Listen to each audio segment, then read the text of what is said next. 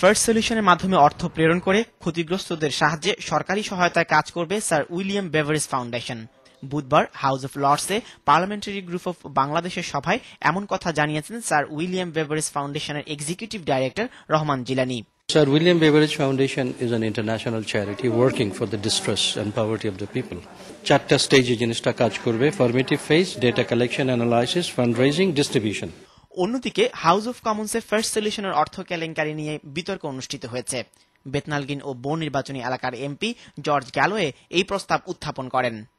George গ্যালোয়ে তার 18 মিনিটের বক্তৃতায় ফার্স্ট সলিউশনের মাধ্যমে অর্থ প্রেরণ করে ক্ষতিগ্রস্তদের ক্ষতিপূরণে সরকারের কার্যকরী উদ্যোগের প্রতি মনোযোগ আকর্ষণ করেন।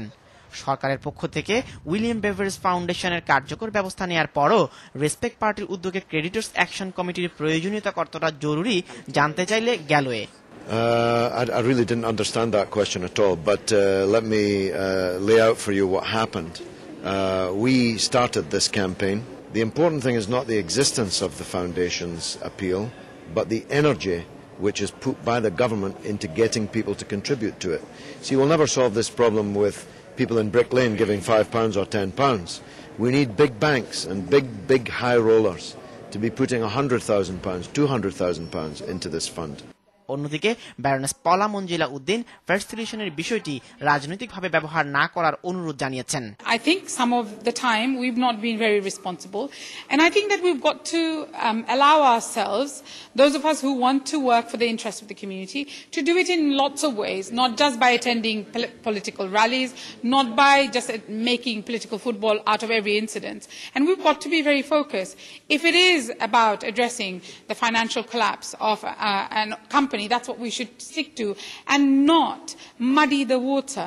And I think that will be, when I see that's happening within the community, I will know that we have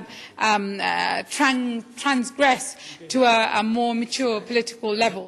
ইরাকে জাতিসংঘের ওয়েল ফর ফুড কর্মসূচির অধীনে সাদ্দাম সরকারের অর্থ গ্রহণ এবং মেরিয়াম ট্রাস্টের অর্থের উৎস গোপন করার মধ্য দিয়ে ব্রিটিশ পার্লামেন্টকে অসম্মান করার অভিযোগে যখন জর্জ গ্যালোয়েকে 18 দিনের জন্য পার্লামেন্ট হতে বহিষ্কার করা হচ্ছে, তখন তিনি কিভাবে নিজ এলাকার মানুষের পক্ষে কাজ করবেন এমন প্রশ্নের জবাবে George গ্যালোয়ে Listen, I think our interview is finished now. I think our interview is finished now. You are not interested to answer my question regarding Maryam appeal ট্রাস্টের অর্থ জর্জ গ্যালোয়ে কিভাবে খরচ করেছেন সেই প্রশ্নের উত্তর যখন তিনি হাউস অফ কমন্সে দিতে ব্যর্থ হয়েছেন, সেই মুহূর্তে ফার্স্ট সলিউশন কেলেঙ্কারিতে যারা ক্ষতিগ্রস্ত হয়েছেন তাদের পাশে কিভাবে দাঁড়াবেন সেই প্রশ্নে জর্জ গ্যালোয়ে নিরুত্তর থেকেছেন। Tanfir Ahmed, channel S news, house of Commons.